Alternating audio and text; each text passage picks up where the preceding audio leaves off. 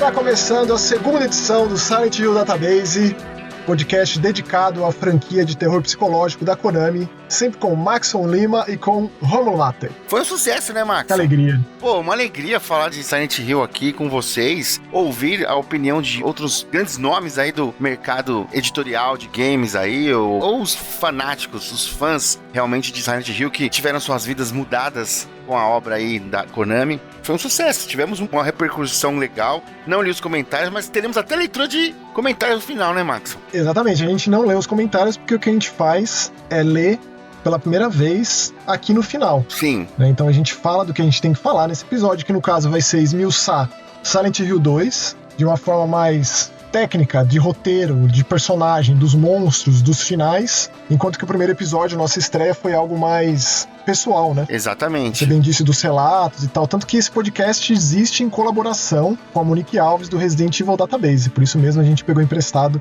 Database dela, de Resident Evil Database. Database Verse. Exato.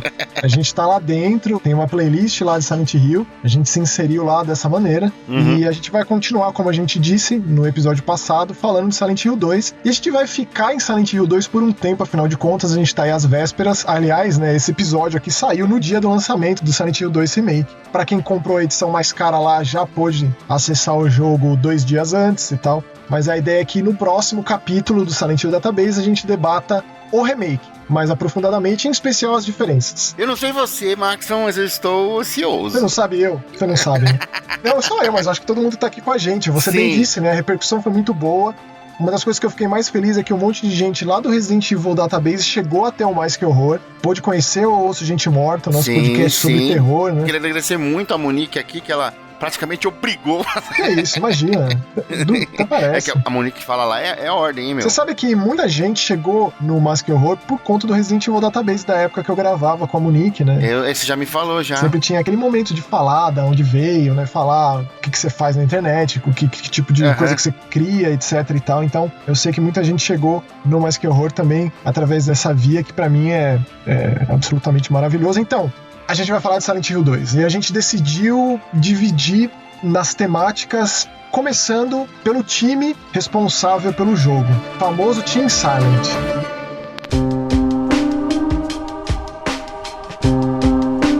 O Team Silent lá, que foi formado no Japão em 1997, né? Que traz nomes de peso até hoje na indústria, que se você pega, por exemplo, o Akira Yamaoka, que é o compositor da trilha sonora do Silent Hill, do primeiro, do segundo e de alguns outros também. Não, ele vai até o Shattered Memories, tanto que do 3 pra frente ele também se torna produtor da série.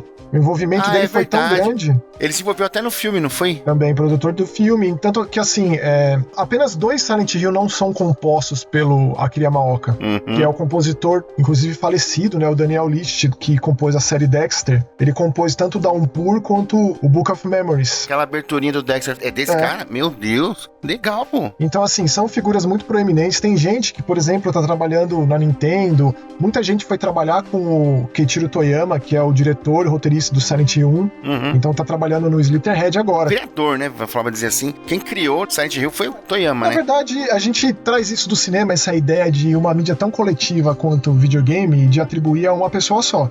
Eu acho muito errado. É comodismo, né? Fica mais fácil. O filme do Scorsese, o jogo do Kojima. Mas na real, né? É um monte de gente. E o time do Silent Hill 2 aumentou, mas um monte de gente saiu também, como, por exemplo, o próprio Keiichiro Toyama, e eu atribuo a isso uma das razões do porquê que mudou tanto do primeiro pro segundo. E o Keiichiro Toyama, na verdade, também ele foi fazer Siren, né? Outro jogo que você ama, sim, não sozinho, foi outros membros também, foi do Team Silent. Estão com eles até hoje, fizeram Gravity Rush, agora estão fazendo o Slitherhead, que logo mais vai sair, sem dúvida nenhuma a gente vai falar de Slitherhead lá no Eu Ouço Gente Morta, lá no Mask Horror, também é um dos jogos de terror muito aguardados pela gente, por mim em especial, né, porque pra mim Siren é o jogo de terror. Mas de qualquer forma a gente teve essas mudanças. Por exemplo, quem assume a direção do Silent Hill 2 é um camarada chamado Masashi Tsuboyama. E uma das coisas mais curiosas, o diretor do Silent Hill 2, o último jogo que ele assinou foi o departamento de arte. Ele trabalhou em arte no Princess Peach Showtime, que é aquele jogo da Princesa Peach do Switch. Tudo a ver, meu. Exato. Ele tá trabalhando na Nintendo faz um tempo, ele fez o jogo do Yoshi, o Crafted World, fez o Mythopia também, mas ele teve envolvido com Silent Hill até o The Room. The Room é um capítulo muito diferente, muito mudado. A gente vai ter muitos episódios dedicados a Silent Hill 4 The Room, mas também foi o triste fim do Team Silent. Daí pra frente não teve mais Silent Hill desenvolvido por uma equipe japonesa. O Team Silent pode até chamar o Dream Team do terror ali ao lado do time que fez o Resident Evil, né, cara? E Fatal Frame. Isso. O Silent Hill, ele nasceu do sucesso de Resident Evil, assim como, quase tudo dedicado a terror da metade dos anos 90 pra frente. A gente tem um vídeo recente, o Bokeh Game Studio, que é o estúdio do Keiichiro Toyama, que ele fundou depois que ele saiu da Sony. Tem uns vídeos muito preciosos lá de entrevista no canal no YouTube. Uma dessas entrevistas é com o Shinji Mikami, o diretor, um dos cabeças de Resident Evil. E ele diz lá, com todas as letras, né? Eu tentei copiar você. Olha! Me contrataram pra fazer o Resident Evil da Konami. Não é a cópia, é aquela homenagem, né? Ele diz isso, o Keiichiro Toyama diz isso. Aí, assim, conforme o desenvolvimento foi se desenrolando, foi se distanciando, foi tomando uma forma própria. Eu acredito muito nisso, viu, Maxon? Que a obra de arte, ela é viva por si só. Então não adianta o cara querer fazer por um caminho que a obra, ela se torna maior e ela toma caminhos diferentes, né? Porque não é só um cara, como se diz, não é só um cara que tá lá, é uma equipe. Cada membro da equipe tem suas experiências particulares e vão colocando aquilo na obra, e a obra acaba se tornando uma quimera, assim, uma vida própria, como você acabou de dizer, cara. E assim, o cerne é o mesmo, é um terror pessoal e tal, só que a diferença entre Resident Evil e Silent Hill é que o terror psicológico ali do Silent Hill, ele aflora de uma maneira que não é aflorado no Resident Evil, por exemplo. Não, Resident Evil vai pro lado do terror biológico. Exatamente. Mutação genética, é outra coisa. Se usa o termo psicológico pra Silent Hill porque vai muito fundo na psique de um personagem. É, exato. E o 2, ele desenvolveu a ideia do terror pessoal mesmo, da Silent Hill pessoal. Na minha cabeça, o James e a Mary passaram por lá, né? Tiveram a sua visita por lá e tal.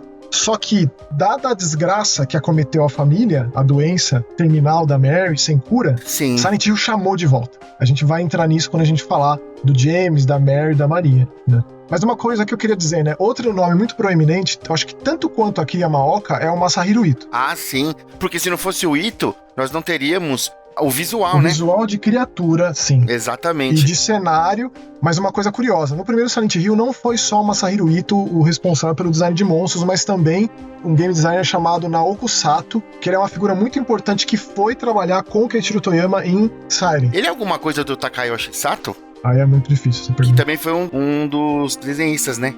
Então, assim, os monstros de Silent Hill têm um papel muito importante na interpretação, na concepção da coisa toda. O Silent Hill 2 está atrelado ao Masahiro Ito, né? Trouxeram de volta e fizeram questão de levar no Silent Hill Transmission tanto o Masahiro Ito quanto a Akira Yamaoka. Eles acabaram se tornando nomes muito populares, não só para quem é muito fã, assíduo e acompanha e tal, mas assim, para quem gosta de videogame de forma geral. E especialmente o Masahiro Ito, ele se tornou uma figura muito presente em rede social. Falava muito e expunha muito e tirava dúvidas. Eu mesmo troquei umas mensagens particulares com o Masahiro Ito. É isso que eu ia falar, ia pedir pra você contar a história aí da sua tatuagem. Isso. E da sua troca de mensagem com o Ito aí. Ele não acreditou que fosse de fato uma tatuagem, do tipo, pô, mas como assim? E depois ele falou que demais, que bela homenagem. E eu tava tentando desenvolver uma entrevista, que no final das contas, infelizmente, não levou a lugar nenhum. Ele simplesmente parou de me responder. Pra quem não sabe, o Maxon tem o Red Pyramid Thing, né? Na verdade, o Pyramid Head tatuado do braço. O verdadeiro, né? Não o que a gente tava conversando agora. HorrorCon. Qual que foi que teve uma feira de terror aqui? Não, eu não vou falar disso. Mas de qualquer forma, né? O Pyramid Head é o do 2. Pyramid Head foi um nome dado por fãs. No jogo ele é o Red Pyramid Thing, como você disse, como o James fala pro Ed ali e tal. É tipo o Pinhead. Uhum. Não é o Pinhead. Pinhead foi um apelido dado por fã, o próprio Clive Barker odeia. Que pegou, né? Pegou, tanto que teve recentemente a votação pra como seria chamado o monstro do Short Message, né? E aí ganhou o Sakura Head, porque de fato ficou muito associado uma coisa a outra. O Masahiro Ito, ele tem umas ideias, assim, muito fetichistas, e eu associo muito ao Clive Barker também, justamente por causa disso. Ah, com certeza. Vai muito pro lado da pulsão sexual, e isso tá muito ali enraizado e traduzido nas suas criaturas e no que o Pyramid Head faz, não só quando o James encontra ele ali no apartamento, mas também quando ele vai confrontar o Pyramid Head depois que ele se encontra com a Angela, que ele pega a faca dela, etc. Que tem até uma relação entre essa faca e o fato do Pyramid Head aparecer com aquela Great Knife, como é chamada. Psicanaliticamente falando, o próprio Pyramid Head, ele é uma força masculina, né? Ele é muita coisa e é muito interpretativo, e uma das coisas que a gente mais queria fazer nesse episódio é convidar esse debate. Porque não existe opinião absoluta, a menos que o desenvolvedor, o cara que escreveu, chegue e diga, é isso, ponto final. Mas, em linhas gerais, é muito aberto a interpretação. Mas um outro nome que eu queria muito puxar, que é muito importante, e esse cara sumiu do desenvolvimento de videogames, é o Hiroyuki Owako, que é o roteirista do jogo. Do 2 e do 3, né? Do 1 não, né? Não, o roteirista do primeiro é o Keiichiro Toyama. Sim, sim. Então, ele não teve mais associado a nada, infelizmente. Ele escreveu o capítulo extra da Maria, né? O Born From a Wish, que é muito importante pra meio que dar, assim, mais, como posso dizer, embasamento. Tipo, o final do Born From a Wish é ela indo se encontrar com o James, mas é dar, assim, mais material pra concluir o que diabos é a Maria. Mas é um roteirista muito rico de possibilidades. O cara me pegar um Dostoiévski, Crime e Castigo, pra usar de base na história dele é algo de impressionante. Porque o Crime e Castigo, ele é interessante por girar em torno dessa coisa do protagonista lá, o jovem miserável, mas também genial, genioso, querer matar uma senhora lá pra poder se vingar do que ela fez, etc. E de como lidar com assuntos de culpa e de... Culpa é a palavra-chave. É verdade, mas assim, com a consciência, né? Como lidar com a consciência? Você com a consciência tranquila, querendo fazer algo que não é ético. É o depois, né? E aí depois? O que vai acontecer? Tudo bem, assim, o ato você consegue, mas e depois como lidar com o que você fez? E o Dostoiévski, um dos meus autores favoritos, assim, da vida, cara. É difícil, tal qual Kafka. Sim, ter essa ligação direta, né, da história do James Sunderland ali com o Crime e Castigo, cara, é algo que só enriquece o videogame, né, cara? E você atrela isso também o lance do próprio Jack Stripador. Você é louco. É dito que, tipo, Mary, a última vítima do Jack Stripador, e o Jack Stripador, um dos acusados lá, era um Joseph, tal qual James, então tem essas associações interessantes de serem feitas. Você disse Quimera, e eu tava querendo puxar essa ideia. O Silent Hill 1, ele é muito mais nessa visão de ter uma percepção japonesa de muitas obras hollywoodianas, ocidentais. Já o Silent Hill 2, ele é mais bem resolvido nessa questão, especialmente na questão visual estética. Certo. Né, de não ser essa mistureba de elementos que é o Silent Hill 1. Então, assim, quando a gente para e pensa na cidade de Silent Hill como essa coisa ancestral, que existiu ali uma povoado indígena que morou por muito tempo até ser massacrada pelos colonos ingleses. Os Pilgrims ali também. Os colonos serem mortos por doenças. Então, é muita morte que construiu essa cidade. A cidade foi construída com ossos e sangue, né? Exatamente. E outra coisa, você para pra pensar, é a mesma cidade, Silent Hill 1, Silent Hill 2, só que são partes diferentes da cidade, né? Que você vai, quando você vai jogando todos os jogos, você consegue juntar essas partes, fazer uma coisa meio maluca ali. O Gil fez isso. Fez um mapa, ele pegou partes de todos os jogos e montou um mapa lá que ele tem até hoje. E o Silent Hill 3, você transita por lugares do 2, o 4 traz lugares diferentes que são mais ali nos entornos da cidade. Então uma coisa vai complementando a outra. Com certeza, do 4 pra frente, a coisa um pouco que se perde, né? Eu diria que o Origins ainda complementa bem, revisita muitos lugares importantes e icônicos, mas do Homecoming pra frente a coisa fica convulsionada, sem dúvida. Mas eu queria só fechar como último nome que eu acho importante pro Team Silent, né? Pelo menos desse primeiro momento de Silent Hill, é um camarada chamado Suguru Murakoshi, que ele foi o diretor de drama do Silent Hill 2, ou seja, muito provavelmente diretor de drama deve significar ter um envolvimento ali, uma direção nas cutscenes, nas cenas de desenvolvimento de enredo. Com os atores, né? Também talvez ali com os dubladores, mas ele também foi o roteirista e o diretor do Silent Hill 4, The Room. Então, e depois ele foi trabalhar, por exemplo, em Metal Gear 4. Muita gente que trabalhou em Silent Hill também trabalhou em Metal Gear. E um dos últimos jogos que ele fez foi o Ghostwire Tokyo e o The Evil Within 2. Olha. Então tem gente que trabalhou no Silent Hill lá de 20 e tantos anos atrás, ainda envolvido com um jogo de terror. A gente sabe que o Tango Gameworks, ela foi comprada recentemente, né? Mas o próprio Shinji Mikami saiu da empresa. Talvez ele tenha levado o Suguru Murakoshi junto com ele pro novo estúdio que ele abriu, para continuar trabalhando com videogame e tal, mas eu sempre acho interessante fazer esses apontamentos. Tem mais algum nome que você queira puxar? Tem o Kazuhide Nakazawa, que foi o animador, né? Tanto do 2 quanto do 3. E o Nohirito Hatakeda, que foi o programador. E que fez o lance das sombras. E, obviamente, a gente já falou do Yamaoka, que pra mim, que sou um músico, pra mim ele é um gênio absurdo, não tenho o que falar dele. Pra mim, assim, se você para e pensa na música tema de Silent Hill 1, que é a música que toca, a primeira música que toca, quando você coloca o jogo no seu videogame e liga, The Fear of Flesh Tends to Create the Fear for the Blood. Que é a primeira música que toca quando você está escutando esse podcast aqui, inclusive. Ali, ele já sacramentou gênio. Sim. Todos os videogames, a composição de videogame. Acabou, cara. E você diz do Nakazawa aí que ele foi o animador do Silent Hill 2. O camarada dirigiu o Silent Hill 3. E o Silent Hill 3, até hoje, cara, ele é um absurdo em termos de animação. Um absurdo. Eu acho que poucos, até hoje... Cara, se você pega as feições, a boca... Ele é um pouco injustiçado entre os fãs, pelo que eu converso, assim, né? Ele é um pouco injustiçado, cara, sei lá. Você vê como é a percepção. Na minha percepção, cara, é só louros e fama pra Silent Hill 3. Já o 4, The Room, de fato, é um que é um pouco mais difícil. Eu já vejo gente odiando ele mais, assiduamente, assim. Já o 3, cara, imagina. Mas isso é da minha própria bolha, né? Uhum. E aí a gente vai estender isso pras pessoas que nos ouvem aqui, pra saber a opinião delas. Beleza, vamos falar dos personagens. O primeiro personagem que o James encontra quando ele chega em Silent Hill. Quem é? É a Angela. Angela é a minha personagem favorita da franquia. Angela Orozco. 19 anos, ele tá lá, ele sai do carro dele lá desnorteado depois de se olhar no espelho ali, desce aquelas escadarias até chegar perto do cemitério e de repente ele encontra uma moça. Procurando pela sua mãe, e você já vê muito ali do jeito que ela fala, que ela titubeia, ela, né, pô, mas eu tô falando a verdade, não importa. Eu sei, eu acredito em você, não importa se é perigoso ou não. Eu estou procurando pela minha mamãe, ou melhor, pela minha mãe. Então, já vê muita fragilidade ali, introspecção. Sente uma coisa de meio timidez até, né, não sei. Também. Na verdade, ela não esperava encontrar ninguém ali, né? E aí entra uma questão muito interessante, que é uma interpretação minha de Silent Hill de forma geral. Você tem a cidade, que é um resort turístico, muito dito isso. Aquela parte da cidade, né? Vamos deixar bem colocado, não, e tem pontos turísticos, tem o parque de diversão, tem o hotel, tem o lago, etc, etc. E aí existe o mundo da névoa.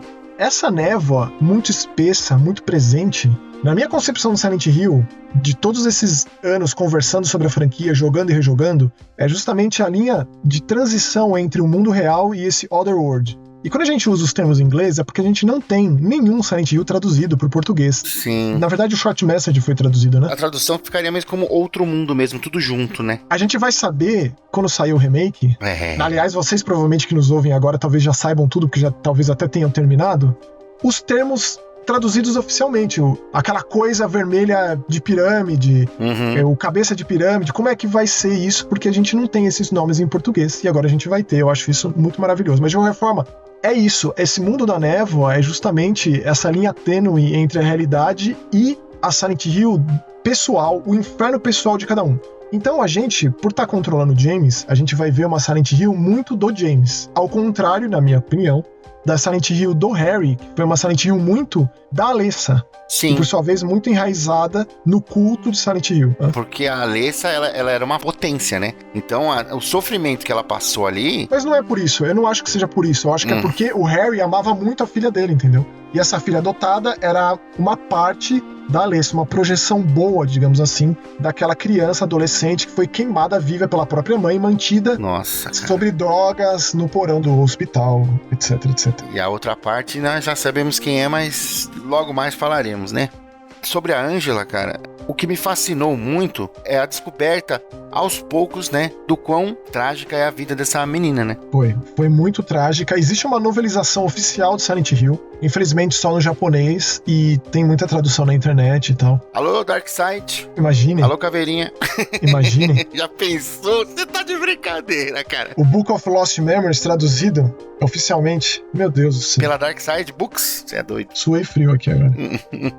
A Angela, ela foi abusada pelo pai e ela assassinou o pai com muitas facadas no pescoço. Isso fica claro, o Thomas Orozco, um lenhador, fica claro com um jornal, um artigo de jornal que o James encontra pouco antes de, pelo menos pra mim, né, ele entrar no momento mais difícil, mais horroroso do jogo. É uma saleta, assim, que tem essa criatura, esse monstro, esse Abstract Daddy. Nossa. A Angela tá ali escondida no canto do quarto enquanto você confronta esse monstro. E essa sala com a, sei lá, que parece pele humana podre nas paredes, e esses buracos com pistões simulando um ato sexual. Você confronta esse Abstract Daddy, que é a visão do James pra isso. Se a gente estivesse jogando com a Angela nesse momento, se a Angela fosse a protagonista de Silent Hill, provavelmente tudo estaria pegando fogo, como a gente vê naquele momento final, quando o James tem um envolvimento maior com ela, e ele passa a ver também esse inferno particular da Angela. como seria esse monstro horrendo pelos olhos da própria Angela? Seria o pai dela, seria o irmão dela, seria ela, ali em cima daquela cama, e aí você confronta essa criatura. A gente já falou já no primeiro episódio que os monstros da série são projeções dos medos e dos traumas e das culpas dos personagens, né? No caso da Angela aí, o Abstract Daddy aí, não é nem culpa, né? Ela é a vítima. Mas o poder dessa transmutação aí, é magistralmente captado aí pelo Team Silent e traduz e mostra pra gente coisas que você pode imaginar, mas a cabeça dos caras, quando eles transformam isso em monstros, cara, é muito além. E essas associações são ricas, porque o próximo momento que o James encontra com a Angela depois do cemitério é naquele apartamento e ela tá ali flertando com o suicídio, com aquela faca deitada. Sim. E aí existe aí uma oscilação de emoções grandes. De quando o James vai pegar a faca, ela dá um grito, aponta a faca pra ele. E quando ele revela pra ela que ele tá atrás da esposa morta, ela fala, morta? E aí você pega essa faca, e essa faca tá associada a um dos desfechos do jogo, como você pode fazer esse desfecho do jogo. Essa faca, eu posso estar viajando, mas pode estar associada ao fato de, na próxima aparição do Pyramid Head, ele tá com uma faca gigante. Não foi a primeira vez que a gente viu o Pyramid Head, ele apareceu no corredor, depois apareceu com os 2 manequins ali, aquela cena absurda, grotesca, bizarra. E a gente vai descobrir depois o motivo dele não atacar. Ele não ataca o James, né? Só se o James atacar ele. Não, ele confronta, ele é um chefão ali no final. Sim. Do apartamento. Tanto que assim, quando você chega lá, ele tá com um Lion Figure ali, fazendo seja lá o que for ali embaixo da cabeça de pirâmide. Você dá vários tiros nele, o que acontece? Ele sai de lá, e quando ele sai daquela saleta, a água abaixa. Então existem umas concepções do Pyramid Head empurrar o James pra frente. Às vezes, literalmente, quando ele empurra ele do teto de Brookhaven, lá do hospital psiquiátrico. Mas a gente vai falar disso depois. O lance é que o desfecho da Angela, naquela escadaria pegando fogo, que também já tá perto do desfecho do próprio James, é como se esses infernos que se intercalam, que cruzam uns aos outros, eles chegaram num ponto de proximidade que o James, ele consegue flertar e se fazer presente no inferno particular da Angela. Nossa. Que ela diz, pra mim é sempre assim, que é muito poderosa essa mensagem que passa dos infernos particulares que Silent Hill, como uma cidade que chama as pessoas pra aquele lugar. James com a Mary passou por lá. A partir desse momento já tem uma conexão com esse lugar. Existem todos os elementos psicológicos da mente dos personagens, mas também existe um mal ancestral que existe em Silent Hill e que se conecta justamente com essas fraquezas, com esses ódios, né, com esses medos e traumas das pessoas que por lá passam. Outro personagem que ele é mais profundo do que às vezes a gente, pela primeira vista, pode pensar que é o Ed Dombrowski, né? Que trabalha como frentista ali, que não é um cara, que ele não nasceu em Silent Hill, é um cara de fora. E a primeira vez que o James encontra ele tá vomitando na privada. E uma informação muito importante: existe nesse apartamento um corpo, um cadáver dentro do refrigerador, e quando o James encontra o Ed vomitando, ele já fala, não fui eu. Então já constrói muito. Não, mas tudo que tá acontecendo de merda ao redor dele, ele não tem culpa, certo? Ele não tem culpa, mas é o cara que sofreu bullying a vida inteira, por conta da aparência, por conta de como ele é, e que saída ele encontrou pra isso. Ele deixa claro, quando você confronta ele lá nos finalmente, depois da prisão, o inferno do Ed é aquele frigorífico, aquele matadouro com corpos pendurados e tal. Ele sempre transita entre fui eu matei todo mundo sim, todos aqueles cadáveres, e depois ele diz, não, mas já tava aqui. Então é essa psicopatia, o serial killer, mas até que ponto? O Masahiro Ito disse em rede social que o Ed só matou o cachorro. Por mais que ele diga lá, é muito fácil matar alguém, bota a arma na cabeça e pau, dá um tiro. E na verdade, isso diz muito sobre ele, porque se você parar pra pensar, e quem estuda cinema sabe disso, o assassinato de animais é um signo, né? É um dos 3 pilares da adolescência. Da maldade, né? E da psicopatia ali do cara. Exato, um dos 3 sinais. Se você assistir um filme e a primeira cena é um cara matando um bicho, você esquece, mano. Aquilo foi feito pra você entender que ele é o cara ruim da história. É um signo de maldade mesmo, né? Porque você tá matando algo inocente, né? E é o que o Ito falou sobre o Ed nas redes sociais, né? Ele falou assim, ó, ele só matou o cachorro. Mas se ele matou o cachorro, isso tem uma simbologia muito maior, talvez, do que se ele tivesse matado alguém que tivesse feito um bully com ele ali, um bully, né? Sei lá.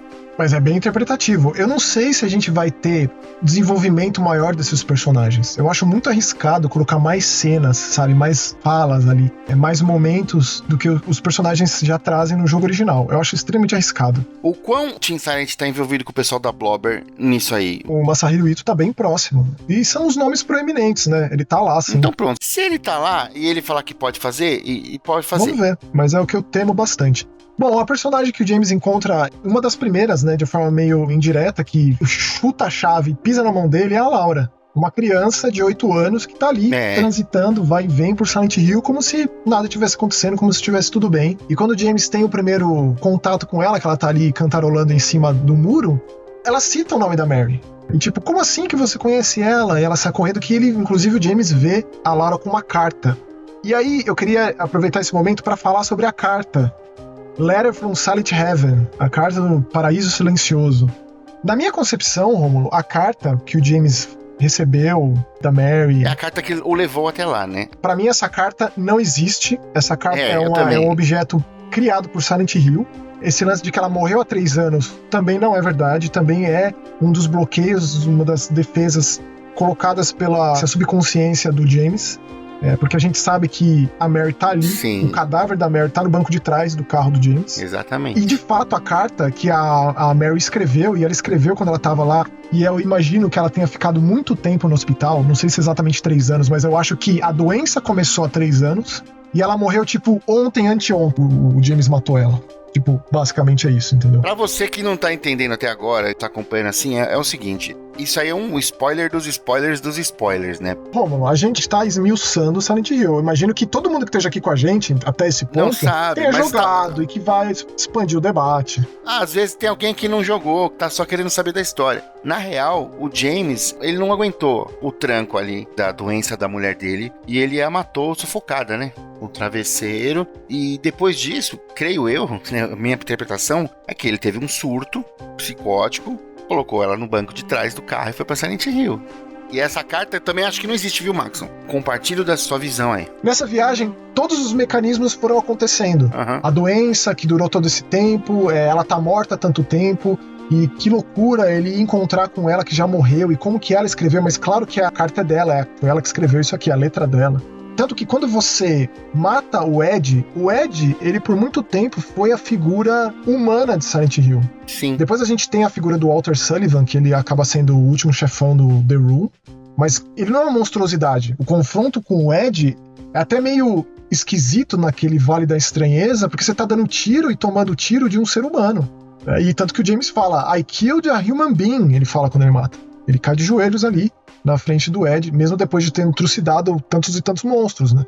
De qualquer forma, quando você checa a carta da Mary, que tá ali no inventário do James desde o início, não tem nada escrito, tá em branco. Sim, é porque não existe. Se você checa a carta depois de você assistir a fita de VHS no quarto 312 do hotel, que é bem ali perto do finzinho do jogo, não tem mais a carta no inventário.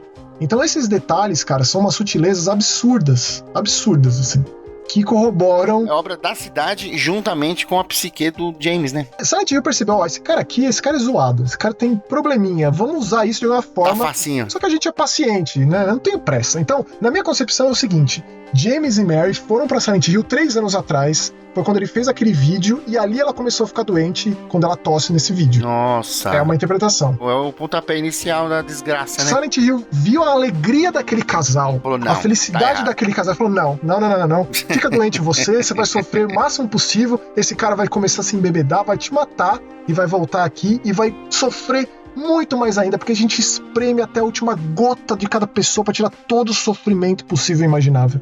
Mas isso é muito interpretativo também. A Silent Hill se alimenta de dor, de culpa, de sentimentos negativos ali, né, cara? De todo mundo. A gente sabe do que aconteceu no primeiro, da ligação do primeiro com o terceiro, que faz com que aquela cidade continue queimando e tendo tempos em tempos paredes de carne humana.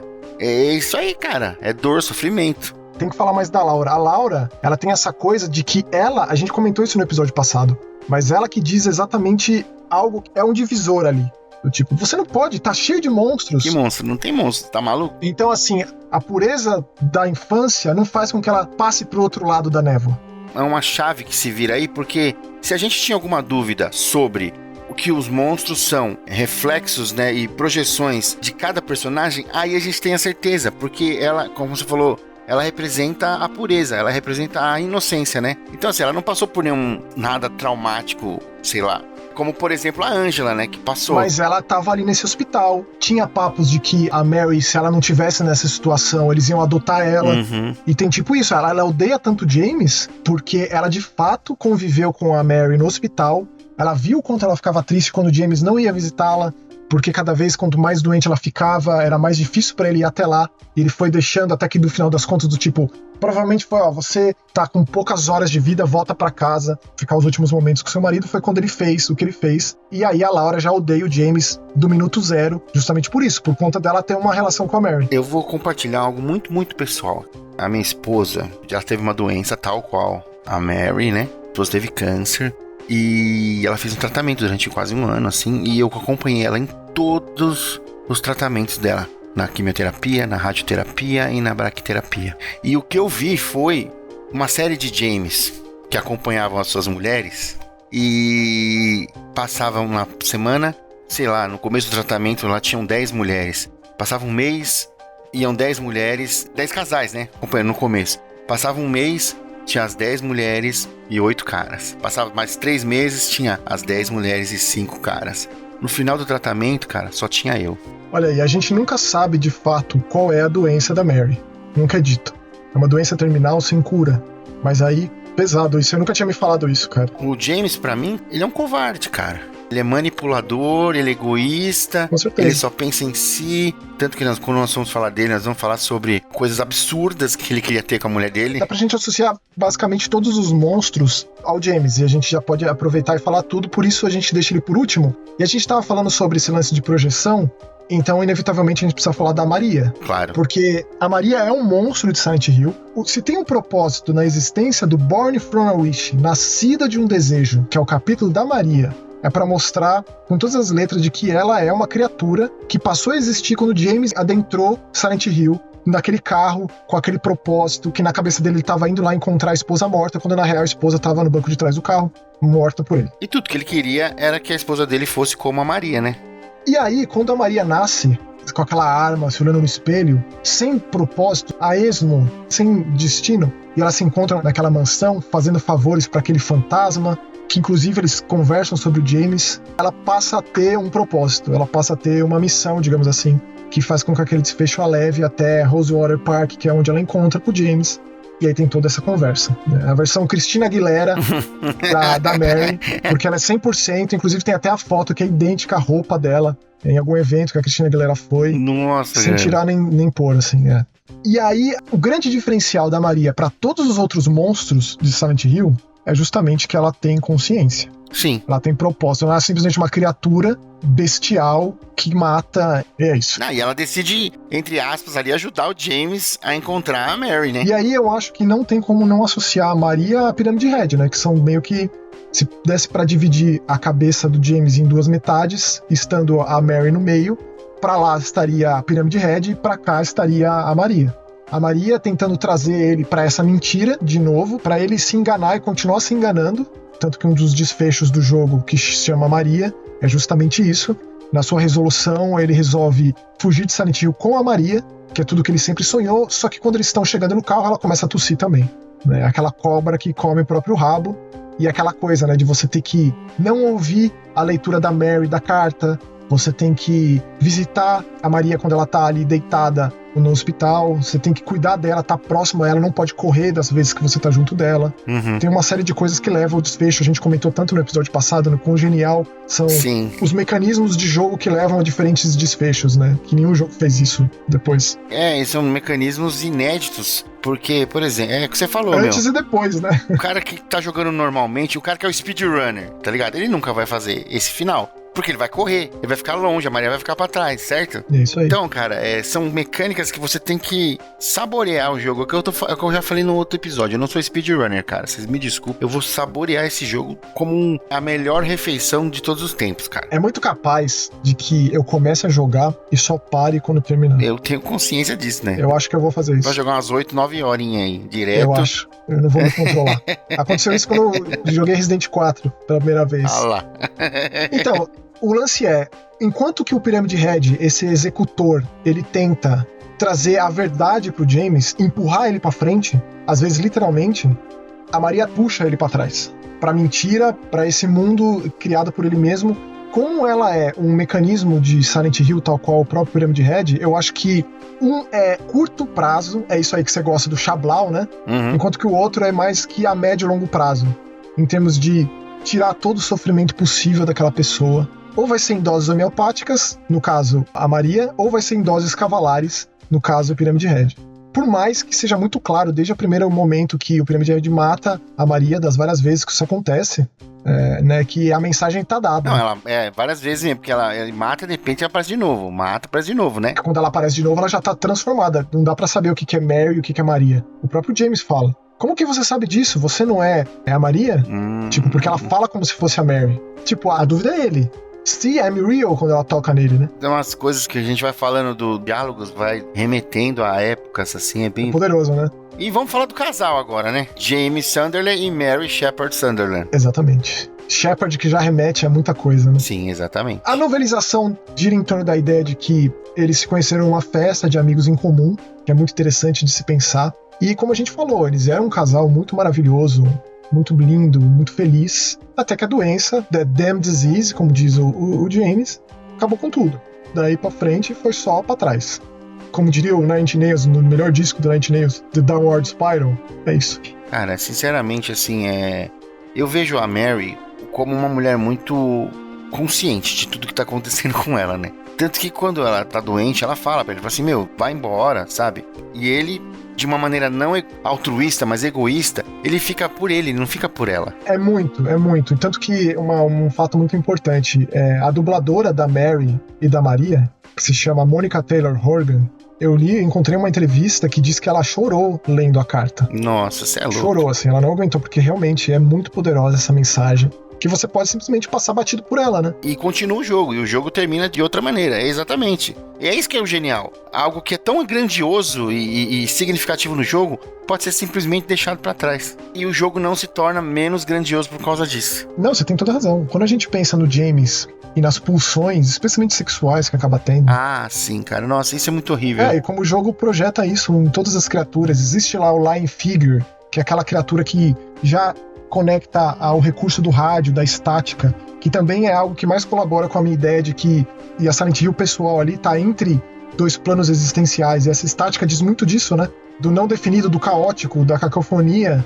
E aí quando ele acha o radinho com a estática, ele acha esse Lying Figure que é tanta coisa ali, né? A Mary presa no hospital, presa na doença, ele preso na doença dela. Tipo, tá, ela vai morrer, e o que vai ser de mim depois? Porque ela vai morrer. E o que vai ser de mim depois?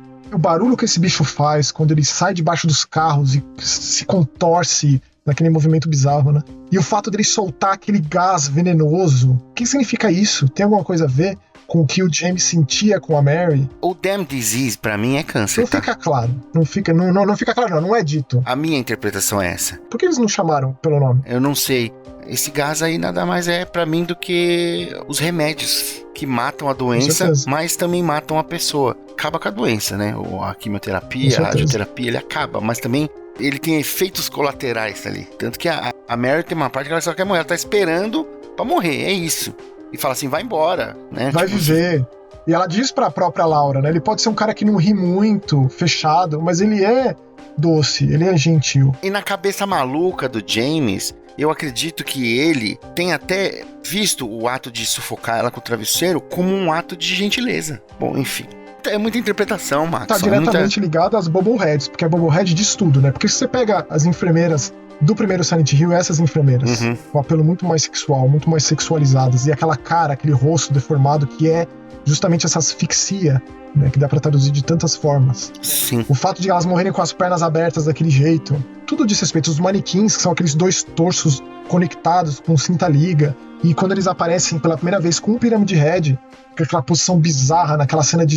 O James, mesmo com a condição física da Mary, ele queria satisfazer os próprios desejos sexuais dele, cara. Então toda essa parte enrustida tá projetada... Exatamente, nos monstros, exatamente. Até mesmo naquele monstro de quando a Laura tranca ele naquela sala no hospital, que aparecem aqueles flash lips, né, que é aquela coisa horrorosa que sai do teto, que asfixia ele com os pés. Eu não digo nada se em algum momento de inconsciência da Mary, ele não tenha abusado dela sexualmente. Então, e isso, eu tenho medo do remake colocar isso de forma muito explícita, sabe? Porque deixa entender. Isso tá muito na interpretação do visual de cada criatura, e em como elas agem, nos momentos que elas aparecem. É muito rico. Eu tô conversando com você aqui e eu tô pensando na galera que fala assim, nossa, videogame é coisa de criança, né? Nossa, cara. Quando os Pyramid Heads, eles dão um fim à sua própria existência, quando eles se empalam com as lanças, é tipo... Ele já entendeu, ele já sacou qual é que é. Na verdade, nós já falamos dos personagens e intercalamos com os monstros.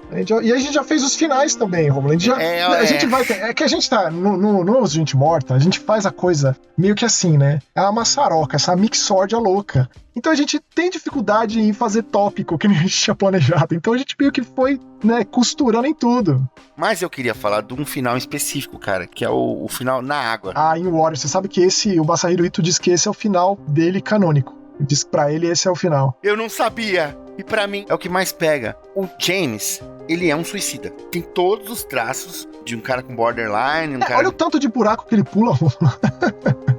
Ele vai pulando e pulando e pulando. Não sei se é sacanagem, né? Mas faz sentido. Com certeza, também, né? Em todos os aspectos, cara. Em todos os aspectos. E é o final em que ele realmente se mata, né? Existe essa versão Restless Dreams que traz mais 3 finais. Inclusive um final que remete ao passado da cidade, dele tentar ressuscitar a Mary com um monte de item que você encontra pelo jogo. Inclusive um desses itens é o item que o Ernest Baldwin pede pra Maria ir atrás lá na mansão, que é a mansão tida como uma mansão mal assombrada mesmo. Os moradores de Silent Hill consideram essa mansão mal assombrada, tanto que tem lá pichado na frente da casa, etc. Então é sempre difícil dizer o que é real e o que não, mas como a gente tá jogando com a Maria ali, James tá chegando na cidade, então eu diria que isso é real. E aí seria justamente isso, o James com o barquinho vai pra uma ilha, ali no lago de Toluca, e com a ideia de ressuscitar a Mary. Existem os 2 finais cômicos, que é o cachorro e o final dos ETs, que continua o final ET do Silent Hill 1, inclusive aparece o Harry Mason lá trabalhando junto com os ETs, é maravilhoso. E dá uma leveza, é a única coisa leve que tem nesse jogo, a única. Tem o lance da pizza do Ed, mas ainda assim isso traz muito peso do jeito que a Laura fala com o Ed, do jeito que o James fala com o Ed, que ali ele tá muito sensível e exposto, né, e mostra ele infantilizado de como eram com ele. E por que ele se tornou o que ele se tornou? Por que ele tomou decisões extremas, né? Por todo o bullying que o Ed sofreu, etc e tal. Mas eu diria que esses 2 finais são a leveza de Silent Hill 2, a única, assim. E aí tem o meu final que eu considero, tipo, porque eu gostaria de ver... Não que eu gostaria, mas, cara, se esse remake fizer muito sucesso, Romulo, vender, assim, horrores... Sabe o Silent Hill 3 pro 1? Vai ter o do 3, vai ter o do 1... E aí seria o lance dele adotar a Laura. Põe um fim na história, supera tudo aquilo, deixa pra trás... E aí, como o último pedido da Mary é ele adotar a menina e eles escaparem ali e ir embora de Silent Hill, que é um final livre, que é o final que muito provavelmente... É difícil você terminar o jogo pela primeira vez e não fazer esse final. Sim. Porque, tipo, você se cura quando você tá morrendo, você confronta as criaturas, você fica ali no corredor pra ouvir a Mary falando toda a carta dela. Eu acho que a primeira vez que você tá jogando, é difícil você ir por outro caminho. Até porque, se você não sabe como fazer... Naturalmente você, como jogador de videogame... vai explorar ao máximo, né? Você não fica checando aquela faca da Angela. Então, tem essas questões aí. Eu tô lembrando do final da conversa que o James tem com a Mary na cama, assim. Pesada, né? E esse final em Warrior, que tem a cena dele pegando ela, né? Que na real isso é simbólico, porque ela já tá lá, né? Ou seja, na minha cabeça, Romulo, toda essa sequência dele ali do lado da cama é tipo ontem, horas atrás, entendeu? Do começo do jogo. Mas é isso, a ideia é que a gente estenda essa conversa sobre monstros, sobre personagens, sobre os quebra-cabeças, sobre Team Silent, sobre os finais, com todo mundo que estiver aí nos ouvindo, com todo mundo que abraçou o Silent Hill Database e que ouviu o primeiro episódio, que ouve esse segundo, que espero que volte aqui com a gente no terceiro, que vai ser sobre o remake. Então a gente pede um pouquinho de tempo, né, pra gente jogar bastante e poder... E quem sabe até a Monique não participe com a gente. Sim, temos planos. E é isso, cara. Ó, no Eu Ouço Gente Morta, a gente tem o Ágora Profana. E aqui eu queria deixar pra vocês aí, ó, fazer uma votaçãozinha entre vocês aí nos comentários. Como seria a sessão de cartinhas? A sessão de cartinhas chama The Mark of Samael. Ô, louco! Como diria aí. a Dara Gillespie. Vamos ver aí, bichão. Vamos ver aí. Então vamos para nossas cartinhas.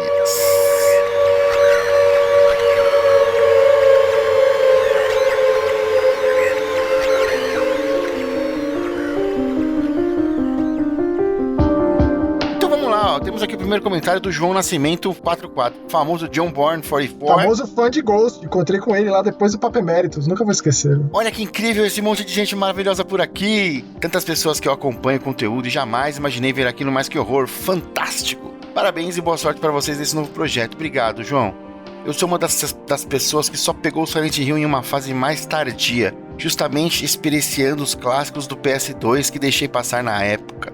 Inclusive, por incresça que parível, joguei o Origins, que foi o meu primeiro lá no PSP. Primeiro Silent Hill foi o Origins, que curioso, hein? Pelo nome, tava certo, né? Não, ele jogou o 4 antes do Origins, sei lá. Hoje ele é o meu segundo favorito, perdendo apenas para o primeiro, que simplesmente é algo a mais. Falando em PS2, vocês já tiveram a oportunidade de jogar o port de PC de Silent Hill 2? Não. Já, aquele Enhanced Edition feito por fãs, é coisa fina, que deveria ter sido a versão HD Collection, né? Aquela safadeza da Konami. Lançado uns anos atrás. Por que você tem tanta raiva da HD Collection, cara? Joga lá pra você ver. Depois a gente conversa. Tudo bugado, cara. Tudo com problemático. Trocaram fonte em placa, botaram o Comic Sun lá na placa da fazenda de Silent Hill. É uma vergonha. Você é um purista mesmo, né? Purista. Que purista? Você jogou? Você tá falando isso aí porque você não jogou. Tá, eu comprei. Eu sinto muito. Já vi falarem em vídeos aqui no YouTube que é a melhor versão, mas não encontrei a venda no Steam nem no GOG. Abraços. É, porque foi feita por fã, né, João? É isso aí. E a gente esqueceu de comentar, hein, Romulo? Se você aí que nos ouve no Spotify, no Deezer, seja lá onde for, você quiser conversar com a gente, tem que entrar lá no youtube.com/masquehorror. A gente vai ler todos os comentários do programa anterior, ou seja, a gente tá lendo agora os comentários do Silent Hill Database 1, Silent Hill 2 e seu horror pessoal. Exatamente. Então a gente vai sempre continuando lendo todos os comentários que deixam pra gente. E valeu, viu, João? Fico muito feliz que você tenha gostado do projeto. Seguindo aqui, ó, com o comentário do Sigma Racer, Silent Hill é uma franquia diferenciada e pra mim Silent Hill 2 tem o melhor conjunto, o que o torna um patrimônio, sensacional conteúdo, papo espetacular, parabéns. Caraca, patrimônio é a palavra. E cara, Sigmar, obrigado pelo seu comentário, espero que você goste do canal, que você vá lá assistir os outros vídeos, ouvir os podcasts do Eu Ouço Gente Morta, que você curta o conteúdo que tem aqui. A gente fala bastante de Silent Hill, né, mas a gente fala de terror, quadrinhos, gibi, série, filme, jogo e tal. Temos vários comentários curtinhos aqui. Eu tenho uma Pripri2710 que falou: vim pela Moni, já estou seguindo e deixando o like para não ser criticado. Oh, sim, ser criticada. A Moni... Aqui, aí comentou aqui, ó, SpeedBR97. Por que ser criticado? Realmente, não. Não tem essa, cara. Você que se sinta à vontade aqui para conversar sobre Silent Hill. E eu espero que você tenha gostado do conteúdo. Ó, Redplay também, ó, Games Oficial. Vim pela Moni e Resident Evil Database, coraçãozinho. Parabéns pelo conteúdo, está ótimo. Silent Hill é uma franquia memorável. André Batista, 9428. Vim deixar meu engajamento pela Moni, coraçãozinho. Tá vendo? E o Jordan Rock também, ó. Amando esse multiverso. Eu que aos 28 anos ainda não conheço a história, vou começar a conhecer por aqui. Caracas, meu! Seja bem-vindo. Espero que você goste. Eu espero que a gente tenha conseguido traçar um fio da meada aí, porque ficou claro, ficou meio confuso, convulsionado. A gente começou pelo lugar errado, deu pra entender, você que vai conhecer a história por aqui. Agora eu fiquei realmente curioso pra ver se deu pra juntar todas essas peças. Mas eu falei no meio do programa, falei, Max, vamos falar do negócio aqui? Você falou, não, mas o pessoal já sabe. O Jordan não conhecia, tá vendo? Vamos ver. É que assim, eu acho que a gente fez jus ao jogo que a gente tá falando. Sim. De não ser linear, de ser David Lynchiano, né? Dostoiévskiano. O Wang 3101, não sei se comentaram sobre o filme Jacob's Ladder, A Alucinação do Passado, com o Tim Robbins, né? Foi uma referência visual também para o Silent Hill Otherworld. Aliás, recomendo esse filme. Muito bom, e eu vou dizer que a gente vai fazer um episódio só sobre isso. A gente citou no episódio passado, tão rico, tipo, eu não sabia que o Rômulo é muito fã do Dostoiévski, por exemplo. Então, se ele tiver um Crime e Castigo aí na ponta da língua, é excelente. Vamos fazer sim também. Né? Porque dá pra ir cinema, literatura, quadrinho, especialmente cinema e literatura, né? Mas valeu, viu, Ang? Agora seguindo aqui, ó, o Hugo HP. O Natal já chegou, que presentaço. Pô, presente é... é você aqui, Hugo. Aqui, o Moser21, vim pela Moni, obrigando a gente a seguir kkkk. Que isso? Pô, é sério, então? Ô, Monique, pega leve com os caras aí, pô. Peraí. O Rafael Félix, 2717, vim pelo Resident Evil Database. Obrigado, Moni, por apresentar esse canal maravilhoso. Pô, espero que você fique, que você volte sempre, converse com a gente sobre o Silent Hill. E o Cavaleiro Templário aqui, ó, mandou um marcando presença aqui. Cavaleiro. O Cavaleiro já tá com a gente faz tempo. Seguindo aqui o camarada Aikal. Vocês são demais, querem nos fazer chorar, né? Começando com a Monique, foi um soco na cara, essa menina é demais. Pessoal, eu conheci Silent Hill na escola com meu amigo Thomas. Como falei pra vocês, minha família era muito simples e não tínhamos condições de comprar o PlayStation 1 e o PlayStation 2, então eu joguei pelas revistas que meu amigo Thomas me emprestava e foi assim com Silent Hill 2. Até hoje, não zerei o game, mas conheço tudo dele, hahaha. Vou esperar pra zerar no remake e depois tento jogar o antigo. Ia comprar no Xbox, mas falaram que é um port muito ruim, então não tenho de jogar o game, pois não curto emulação. Parabéns pelo ótimo vídeo, sensacional ver os relatos. Já estou doido para ouvir o próximo episódio. Abração. Aikal, eu espero que, por mais que você já conheça a coisa toda, a gente tenha trazido alguns pontos inéditos, ou um ponto de vista, uma percepção que você não tinha ouvido antes, ou não tinha pensado antes, ou então distorceu alguma coisa, ou aprofundou alguma coisa. Era a nossa intenção aqui de uma forma ou de outra. Tamo junto, sempre. Eu mandei pro Aikal quando saiu, eu mandei o link pra ele no... Ele teve um treco lá. Okay, que beleza. Lady Van Nascimento Nunes 4943. Muito bom, parabéns pelo trabalho. E o Thiago Maciel Music, Thiago, meu amigo querido, fizemos faculdade de jornalismo junto, que foi sensacional. O Thiago é um músico absurdo, cara, guitarrista, professor de música. Ele é a história do punk nacional, hein, cara? Sensacional. Ele era guitarrista da banda Calibre 12, cara. Valeu, Thiago. Volto sempre, cara, e volte mais pra conversar mais de Silent Hill. Seguindo aqui o comentário do Lucas Andrade. Adorei o bate-papo de vocês. Foi incrível ver como é fundamental dar espaço para as diferentes visões e experiências que tantas pessoas tiveram com Silent Hill 2 ao longo dos anos. Cada perspectiva traz algo único, e isso só reforça a profundidade e o impacto que o jogo teve em tantos níveis. O que mais me marcou aqui foi a forma como o Papo conseguiu capturar a essência do jogo e a diversidade de sensações que ele desperta em cada jogador. Além disso, eu me sinto realmente privilegiado por participar desse universo, ainda que de maneira modesta, como tradutor do projeto Enhanced Edition, um projeto feito de fãs para fãs do jogo. O quê? Olha isso. Meu Deus. Tá vendo? Olha aí. Olha o que a gente... Se construir, eles virão, Max, como diria. Olha isso, cara. Vamos juntar aqui, ó, o reduto dos fãs mais fantásticos de Silent Hill. Ô, Lucas...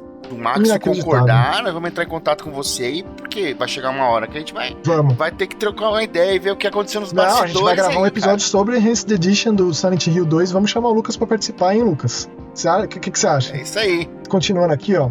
E o mais conhecido na comunidade no geral, se não conhece, recomendo fortemente conhecer, o que pra mim é uma enorme honra devido ao poder que essa grande obra tem sobre mim e no mundo do terror como geral. É um universo que amo e pelo qual sou fascinado. Como sempre, ótimo papo de vocês. Acho que é a primeira vez que comento por aqui, mas acompanho vocês há muito tempo. Olha aí, cara. Obrigado pelo papo, ótima iniciativa de vocês. Ô, Lucas, então volte mais, cara. Conversa mais com a gente, cara. E vamos gravar isso aí, sim. Aqui, ó. O Fridgley. Nossa, que coisa maravilhosa. E o Leonan 7230, iniciativa espetacular. Espero que tenha cast sobre todos os jogos da série. Teremos. Adoraria ver o seu ponto de vista sobre os jogos mais esquecidos da série, tipo Downpour. Vamos falar de todos, Leonardo. Todos. E não só, tipo, um episódio sobre Downpour. A ideia é que o Silent Hill Database dure e vá durando. E conforme dure, a gente vai gravando sobre tudo quanto é coisa, de tudo quanto é jogo da série, entendeu? A gente tá focando agora no 2, por motivos um tanto quanto evidentes, né? E o Aikau aqui que terminou, que ele deu um first aqui, ó. Deu um first, que ele me deu manos do céu. Nossa!